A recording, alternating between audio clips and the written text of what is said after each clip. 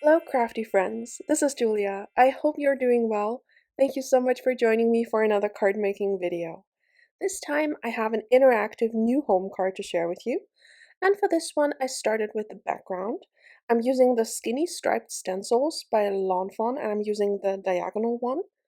Just adding some Salvaged Patina Distress Oxide all across the background. I skipped the center because that will be covered by the Magic Iris panel, so I just wanted the stripe background to be on the outer edge of the card. And then I'm using the Cloudy Stencil and Saltwater Taffy just to add some clouds to the background. I die cut two of the grassy borders. The simple grassy borders was just the straight one, and then I'm ink blending those with cracked pistachio and evergreen bough. I apologize. The evergreen bough ink pad to my right, so it's not on screen, but I'm using it. So I will leave the little bar of what colors I'm using at the top as always. Just adding those two colors, and then I'm ink blending the Birdhouse Magic Iris add-on with pizza crust and with dough ink from Lawn Fawn. I'm adding those two colors to all of the wood pieces. I realized once I started with the Birdhouse that I'm not the biggest fan of pizza crust because it's more of a like mustardy brown, but I already committed, so I had to blend everything in that color combination so that they would match.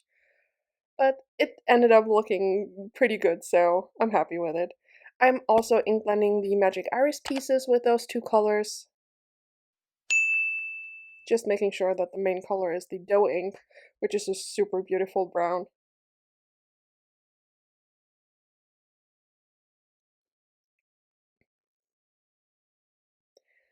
I just assembled this to make sure that the edges would look nice, and I realized I needed a little bit more definition on the centers. I stamped out all of my images onto Transotype Perfect Coloring paper. I will leave a list of stamp sets I use down below. And I thought it would be really cute to have like a little birdie couple with some moving boxes in the background, so I stamped those. And as usual, I will leave all the Copic marker combinations I used up top. Just adding some brown shading with E20 markers to the moving boxes, and I added the little details in the same red combination as I used for the hearts. And then I'm just using my Y markers to color in the cute little birdies.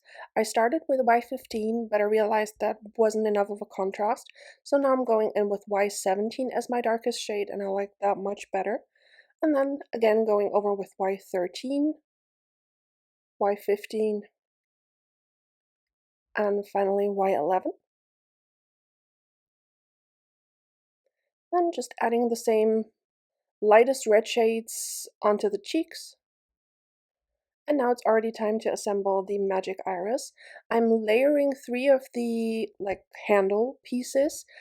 Usually you don't have to, but I found that when you move the mechanism back and forth, this is like one of the weakest points, and I just like to layer them up so that the handle is nice and strong. Then I added the sausage pieces to the little openings, and now I'm adding mini glue dots to the little X marks on the three little pieces. Then I'm making sure it's all lined up. I'm using some post-it tape to just keep everything in place. And then I'm adding one of the rings. I added some of the dough ink in the center so that it wouldn't be like stark white once you move the iris. And I'm removing the post-it tape and adding it to the outside, just so that everything stays where it should be. And then I'm adding a tape runner where the stabilizer pieces go. There are some score marks that will tell you exactly where those need to go. And it also has the curve of the inside opening, so you just line those three up. And then you form a little V with one of the stabilizers to adhere the little handle piece. And then you add the last ring without any additional adhesive over top. And then you just carefully bend around the stabilizer pieces, again with some tape runner, making sure that the mechanism works.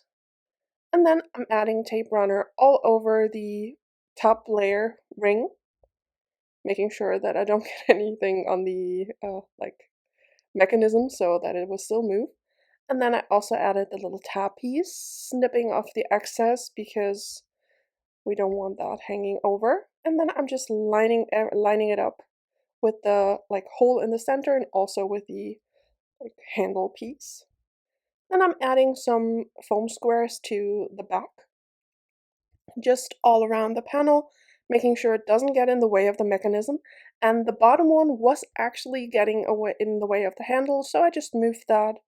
It's always good to try it out before you actually glue it down to avoid having the mechanism stuck. Then I just added the moving boxes, the little birdies, and of course the hearts over top, which I just think is so cute. Then I'm adding the 2 grass panels. I added the little stump first. I wanted to sandwich it between the grass layers, but the distance was actually so short that it had to be in the front. So I just moved that, stuck it down basically on its head so that the adhesive I used before would be covered. Then I'm adding some scallop pieces to the top and the bottom. I die-cut it out of a light blue cardstock and a slightly darker shade of blue so that there's some difference in color. And I wanted it to match the sort of teal in the background. I'm adding in the lightest layer first and then the darker layer on top. And I wanted to add some decorations to my birdhouse, so I decided to go with some florals. I'm adding some vines and some little flowers over top. I wanted to have the flowers the same color as the background, so I used Saltwater Taffy to ink blend those. And the greenery was ink blended the same way as the grass. I'm just layering the flowers with a yellow backing so that the flower centers are yellow, just like the birds. And for that I used Squeezed Lemonade Distress Oxide ink. Just adding in the flower centers. Then I also wanted to add some different flowers, so I added some tulip, little tulip hats. And I layered 2 of those so that the back layer would be darker, and I thought that would give really nice dimension. And I'm also adding in 2 mushrooms. And for my sentiment, I die cut one of the sentiment banners, the Wavy sentiment banners. And I heat embossed the sentiment in white over top. And then I used micro glue dots behind the O's so that you wouldn't see the adhesive behind the vellum. And finally, I just added some Stardust stickles for added sparkle because I really can hardly make a card without using stickles. And there you can see how the magic iris opens. I just love this so much. It's been so long since I used the magic iris and I'm so glad I finally got it out again. I will fix the little top part. Something got loose there, so I fixed that in the end. And I had so much fun making this card. I really hope you enjoyed this video and that you'll join me for the next one. I will leave a link to Moni's Bastelkiste down below because this is my weekly video for her shop. And I hope I'll see you again next time. Until then, have an amazing day. Bye!